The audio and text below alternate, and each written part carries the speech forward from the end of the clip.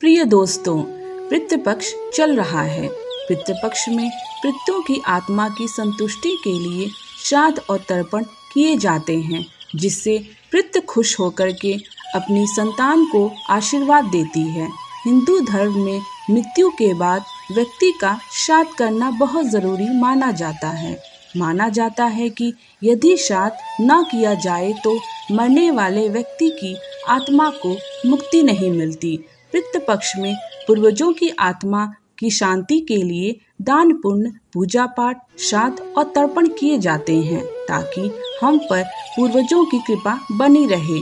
पितरों को प्रसन्न करने के लिए सबसे ज़रूरी चीज़ है श्राद्ध। बिना श्राद्ध किए पितरों को आत्मा को संतुष्टि नहीं मिलती और ना ही उनका आशीर्वाद संतान को प्राप्त होता है। श्रद्धा से पितरों को अर्पित करना ही श्राद्ध कहलाता है।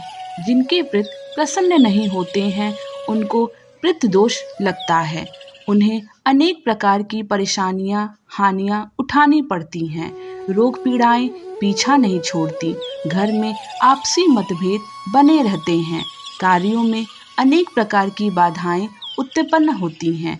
इसके साथ ही अकाल मृत्यु का भय भी बना रहता है। संकट, अनहोनी या अमंगल की आशंका बनी रहती है। संतान की प्राप्ति में भी विलंब होता है। घर में धन का भी अभाव रहता है। साथ में अनेक प्रकार के महादुखों का सामना करना पड़ता है। पितृपक्ष पितरों को प्रसन्न करने का बहुत ही खास दिन होता है। इन दिनों में हमें एक छोटा सा उपाय करके अपने पितरों को प्रसन्न कर सकते हैं और पितृदोष से मुक्ति पा सकते हैं। आज की इस वीडियो में शास्त्रों में बताया गया एक उपाय बताने जा रही हूँ। इस उपाय को करने से निश्चित ही आपको पितृदोष से मुक्ति मिल जाएगी। साथ ही आपके कितने भी बड़े शत्रु हों, वो भी सब शांत हो जाएंगे। ये उपाय ना ही केवल आपको पितृदोष और शत्रुओं से छुटकारा दिलाएगा, बल्कि शनि दोष, कालसर्प दोष से भी राहत मिलेगी और सभी प्रकार के संकट दूर हो जाएंगे। पितृदोष पितृ के आशीर्वाद में बदल जाएगा। दोस्तों, इस उपाय को सही प्रकार से करने के लिए अंतिम तक इस वीडियो को अवश्य देखिए। इससे पहले वीडियो को लाइक एंड सब्सक्राइब ज़रूर करिएगा। तो आइए जानते हैं इस उपाय के बारे में। वैसे तो इस उपाय को पितृपक्ष में किसी भी दिन कर सकते हैं, लेकिन पितृपक्ष के शुक्रवार, शनिवार और अमावस्या को अवश्य ही करना चाहिए। उपाय करने के लिए स्नान करके स्वच्छ वस्त्र धारण करें। इसके बाद आप अपनी रसोई घर की सफाई करें। फिर आप स्वच्छ जल से आटा गूँथें। आटा आपको बिना नमक मिर्च के गूँथना है। आपको सादा आटा गूँथना है। आटा गूँथने के बाद आप सबसे पहले एक रोटी गौ माता के लिए बनाएं।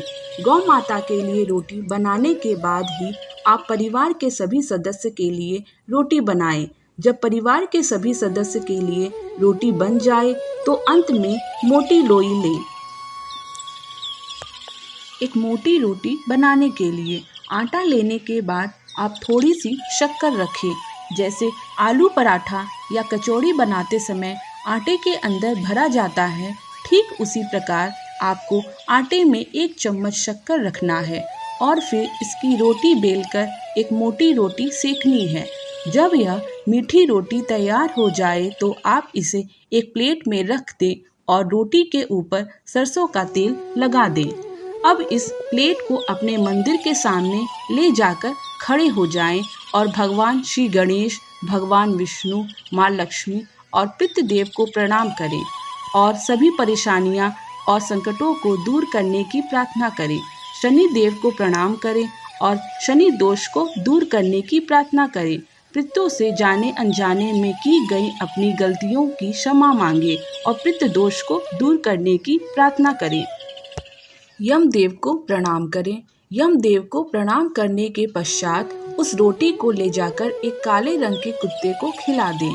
अगर काले रंग का कुत्ता ना मिले तो आप किसी भी कुत्ते को खिला सकते हैं। दोस्तों, शास्त्रों में बताया गया है कि श्राद्ध पक्ष के दौरान पशु पक्षी के माध्यम से पितृ हमारे करीब आते हैं। मान्यता है कि पितरों तक भोजन पहुंचाने के लिए चींटी, कौवे, स्वान, गाय और देव को भोजन कराया जाता है।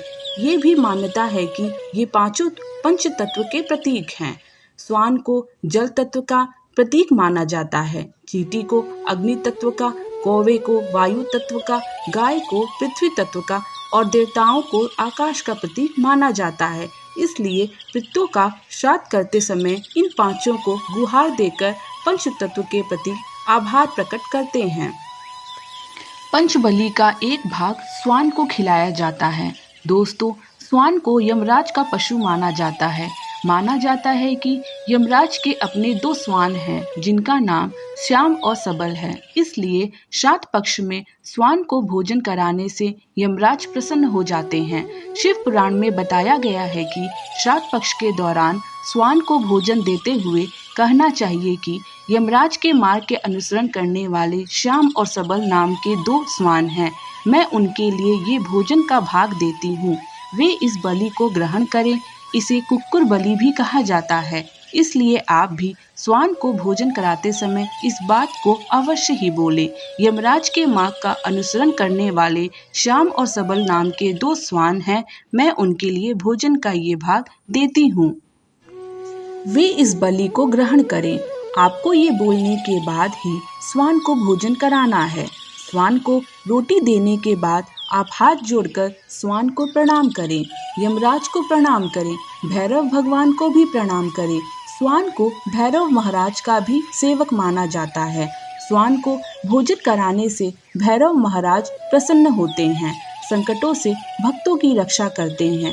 जो लोग स्वान को भोजन कराते हैं उन्हें शनि देव की भी कृपा प्राप्त होती है और शनि दोष से राहत मिलती है। शास्त्रों में बताया गया है कि पितृ पक्ष के दौरान पितरों की आत्मा की शांति के लिए, पितृ दोष से मुक्ति प्राप्त करने के लिए, पितरों की प्रसन्नता के लिए स्वान को मीठी रोटी खिलाएं।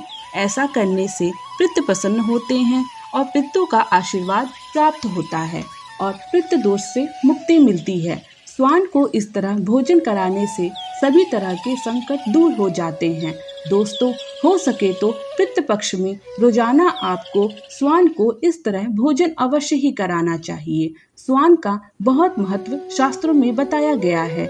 माना जाता है कि स्वान आपको रंग से राजा और राजा से रंग बना सकता है। स्वान को रोटी खिलाने से दुश्मन आपसे दूर रहेंगे। स्वान को प्रतिदिन भोजन देने से दुश्मनों का भय मिट जाता है, वह व्यक्ति निडर हो जाता है। माना जाता है कि जो व्यक्ति अपने घर में स्वान को पालते हैं, यानी कि कुत्ते को पालते हैं, कुत्ता उस घर के रोगी सदस्य की बीमारी को अपने ऊपर ले लेता है। दोस्तों, स्वान को भोजन कराते समय अवश्य ध्यान रखें। हो सके तो पितृ पक्ष में दोपहर के समय, यानी कि दोपहर 12 बजे से 1 बजे के बीच में ही आप कुत्ते को भोजन कराएं। इस समय पितरों का समय होता है। इस समय कुत्ते को भोजन कराने से पितृ बहुत जल्दी प्रसन्न हो जाते हैं। इस उपाय को करते समय आपको इस बात का भी विशेष रूप से ध्यान रखना चाहिए कि आपको कुत्ते का कभी भी अनादर नहीं करना चाहिए। जैसे कुछ लोग होते हैं जो रास्ता चलते कुत्ते के ऊपर पत्थर फेंकते हैं, या फिर अपने घर में कुत्ते तो पाल लेते हैं लेकिन उन्हें लात से मारते हैं। ऐसा भूलकर भी नहीं करना चाहिए। जो व्यक्ति ऐसा करता है उससे यमराज और भैरव महाराज नाराज हो जाते हैं। उम्मीद है कि आपको हमारी ये वीडियो पसंद आई होगी।